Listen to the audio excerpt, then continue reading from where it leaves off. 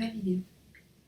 Aujourd'hui, je vais vous emmener dans un nouveau concept de vidéo que j'avais bien envie de faire mais je ne savais pas encore comment faire. Donc j'espère que je vais trouver la bonne formule et puis au pire on améliorera avec le temps. Et dans cette vidéo que j'ai appelée Inspiration guidée, je vais vous accompagner dans la création de vos personnages, de vos univers, de vos intrigues aussi.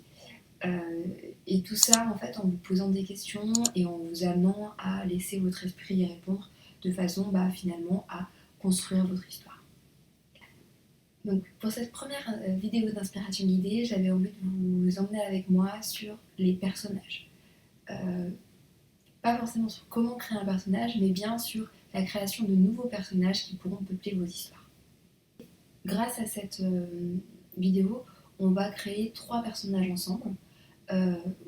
Et en fait beaucoup plus, puisqu'en fait je vais vous donner 3 méthodes différentes, mais vous pouvez l'utiliser comme ça pour plusieurs personnages, pour plusieurs déclinaisons, plusieurs histoires. Donc j'espère que ça vous accompagnera et que ça vous aidera. Donc pour notre premier personnage, notre première inspiration guidée, je vous invite à penser à une personne que vous appréciez, là, aujourd'hui dans la vie réelle. Une personne que vous aimez pour X raisons. Et une fois que vous avez en tête cette personne, essayez de nommer 3 qualités que cette personne a. Une fois que vous avez trouvé ces 3 qualités, essayez de lui trouver aussi 3 défauts. Souvent, le souci quand on va écrire un roman, c'est qu'on va beaucoup s'intéresser aux qualités de ces personnages, notamment de ces personnages principaux, et on va oublier un petit peu de glisser dans notre histoire des défauts. Et ça va rendre des personnages un petit peu lisses, qui finalement on a du mal à s'identifier à eux. Donc c'est pour ça que je vous invite tout de suite, même pour une personne en vrai que vous appréciez, à lui trouver 3 défauts qui existent. Comme ça sera le plus réaliste possible. Une fois que vous avez comme ça 3 qualités et 3 défauts, ce qui peut être intéressant de faire, c'est de réfléchir dans le passé de cette personne, si vous la connaissez assez bien. Qu'est-ce qui a pu la pousser à devenir comme ça ? Est-ce que c'est une expérience de vie ? Est-ce que c'est sa famille ? Est-ce que c'est un travail qui l'a poussée à se fermer ou au contraire à s'ouvrir ? Voilà, qu'est-ce qui a fait que cette personne est devenue ce qu'elle est ? Et comment est-ce qu'elle a forgé comme ça ses qualités ? Comment est-ce qu'elle a forgé comme ça ses défauts ? Et comme ça réfléchir à tout ça. Une fois que vous avez un petit peu comme ça une idée de background, essayez maintenant de réfléchir à quelles sont les choses qu'elle aime, ses passions, et quelles sont au contraire les choses qu'elle n'aime pas. Allez-y, vous pouvez mettre tout ce que vous avez. Le but c'est vraiment que vous mettiez le plus d'éléments possible. Parce que plus vous allez mettre d'éléments, plus votre personnage va devenir réel. Et enfin, dernier exercice par rapport à ce premier personnage que vous avez créé, mettez-le dans une situation qui le mettrait vraiment très mal à l'aise. Et voyez comment il se débrouille. Si vous le mettez dans une situation qui vraiment, par rapport à son caractère et par rapport à sa façon d'être, le mettrait vraiment dans une situation très compliquée, comment est-ce qu'il réagirait ? Et ça va vous permettre un petit peu de rendre réel un petit peu tous ses défauts, toutes ses qualités, tout ça. Puisque finalement, souvent, on va aller venir décrire ces personnages avec des adjectifs, avec une façon d'être, mais parfois on oublie un peu de le faire un peu dans l'action et de montrer vraiment ces personnages tels qu'ils sont. Donc d'imaginer votre personnage tel que vous êtes en train petit à petit de le façonner et de le mettre comme ça, de le plonger comme ça dans un environnement où il ne va pas du tout être à l'aise, ça va vous permettre d'avoir une nouvelle facette de votre personnage et une nouvelle façon de se débrouiller. Et ça, c'est vrai que c'est encore plus facile à faire si vous avez effectivement une personne en tête et une façon de cette personne de faire les choses.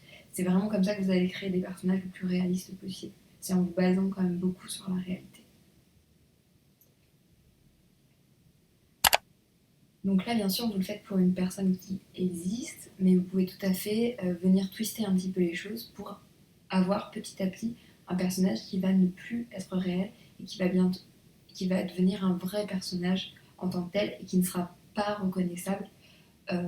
Après, ne vous en faites pas si vous avez l'impression qu'il y a quelque chose qui, finalement, que votre personnage ressemble beaucoup à quelqu'un de réel, puisque en fait, on se voit jamais exactement comme on est, donc les gens ne vont pas forcément venir se reconnaître dans la description que vous avez fait d'eux. Donc Voilà, ne vous inquiétez pas, même si vous créez un personnage qui ressemble un peu beaucoup à une personne existante, cette dernière ne se reconnaîtra pas forcément. Et en plus, voilà, si vous le faites avec intelligence et avec bienveillance pour comprendre la personne, et pas forcément pour la critiquer, normalement, il n'y aura pas de soucis particuliers. Et donc là, vous avez votre premier personnage. Vous pouvez bien sûr adapter cette technique et l'utiliser pour d'autres histoires ou pour d'autres personnages, ou pour recommencer cette technique pour avoir d'autres personnages dans une même histoire. Faites ce que vous voulez. Pour notre deuxième personnage, on va faire un exercice un petit peu plus compliqué, je pense, mais qui va être assez intéressant, puisqu'on va partir d'un personnage et d'une personne réelle que vous détestez. Prenez quelqu'un que dans la vie réelle, vous détestez. Là encore, quelles qu'en soient les raisons, on s'en fiche. Venez donc, ça sera simplement facile pour vous, lui donner 3 défauts. Que 3. Même si vous la détestez, que 3. Et ensuite, on va venir lui tracer 3 qualités. Parce que oui, même quelqu'un que vous détestez a forcément des qualités.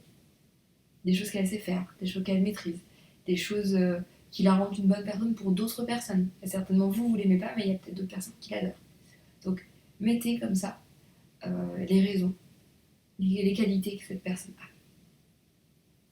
Si ça peut vous aider à rendre un petit peu plus cette personne aimable, réfléchissez à une qualité ou à un défaut que vous changeriez pour que cette personne vous devienne moins détestable. S'il y a vraiment un truc qui, pour vous, est bloquant à fond, essayez de voir qu'est-ce qui ferait que, en changeant juste un tout petit peu, ferait que ça deviendrait plus acceptable pour vous.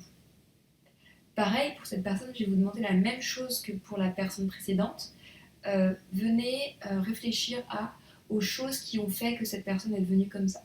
Est-ce que c'est son histoire? Est-ce que c'est son histoire familiale? Alors il y a peut-être moyen que vous sachiez moins de choses sur elle, ou que vous soyez moins intéressé à elle, puisque vous l'aimez moins. Mais voilà, essayez comme ça de réfléchir aux choses qui ont fait que cette personne est devenue ce qu'elle est. Qu'est-ce qui a fait qu'elle a changé, comment et pourquoi. Et on arrive à nouveau dans la même un petit peu situation tout à l'heure. Je vais vous proposer de pareil, cette personne-là, de la mettre dans une situation où elle est complètement inconfortable. Qu'est-ce qu'elle fait? Comment elle réagit? Comment elle agit? Décrivez ça.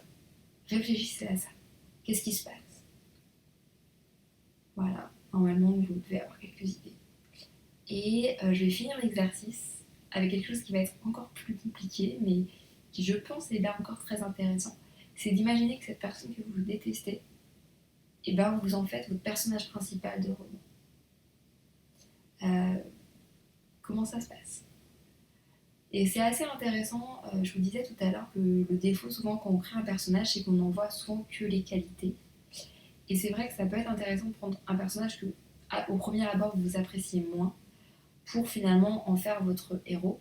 Parce que souvent, c'est vrai que comme vous avez des personnages un peu lisses, un peu parfaits, le fait de prendre quelqu'un que vous n'aimez pas et qui a comme ça des défauts et des choses que vous n'aimez pas, ça va rendre un personnage beaucoup plus complexe et beaucoup plus intéressant au final. C'est pour ça aussi que je vous disais, essayez de gommer peut-être la chose qui fait que vraiment cette personne-là, vous ne pouvez pas... Voilà.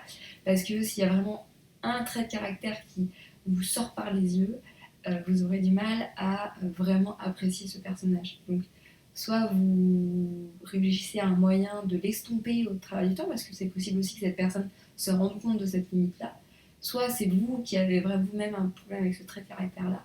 Mais voilà, essayez de réfléchir à si maintenant cette personne que vous détestez et dont vous avez fait un personnage devenait le personnage principal de votre roman, comment ça se passerait?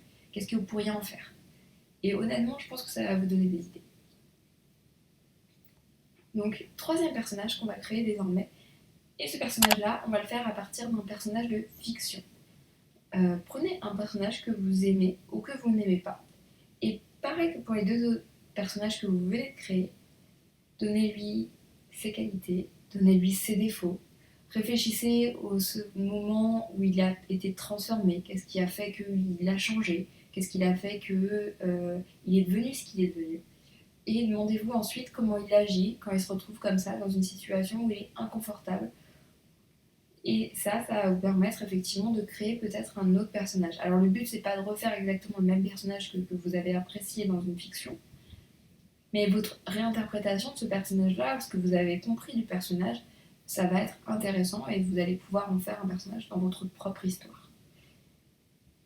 Alors bien sûr, changer le nom, pour pas que ce soit aussi flagrant que ça, mais c'est toujours intéressant comme ça de voir un peu des réinterprétations des personnages et ça peut totalement être un bon moyen de commencer à créer un personnage. Je pense que dans cette vidéo, j'ai dit beaucoup de fois personnage. Je crois. Donc, on arrive déjà à la fin de cette vidéo. Et donc, normalement, vous devez avoir 3 personnages. Oui, non, je dis encore personnages. Et du coup, là maintenant, vous avez 2 possibilités. Soit vous les notez dans votre carnet de personnages et vous les réutiliserez le jour où vous en aurez besoin pour une nouvelle histoire. Soit vous en avez déjà besoin et je vous invite à aller un petit peu plus loin dans la réflexion sur vos personnages grâce à une fiche de personnages. Et pour ça, je vous invite à aller regarder sur mon blog puisque j'en ai fait une assez complète sur justement comment développer un personnage une fois que vous avez un petit peu des bribes de ce personnage-là, comment un petit peu pousser plus loin et le transformer en un vrai personnage avec tous les éléments. Donc je vous invite à aller découvrir ça sur le blog. Vous aurez forcément le lien en description. Et écoutez, j'espère que cette première vidéo du genre vous aura intéressé. J'ai changé un petit peu la façon de faire, vous me direz un petit peu ce que vous en avez pensé. J'espère que ça vous plaira. Moi, j'ai parlé de façon beaucoup plus calme aussi, je crois, que les vidéos précédentes. Du coup, j'espère que ça vous plaira. Vous me direz ça en commentaire. Et je vous retrouve dès la semaine prochaine pour une nouvelle vidéo. Allez, bye!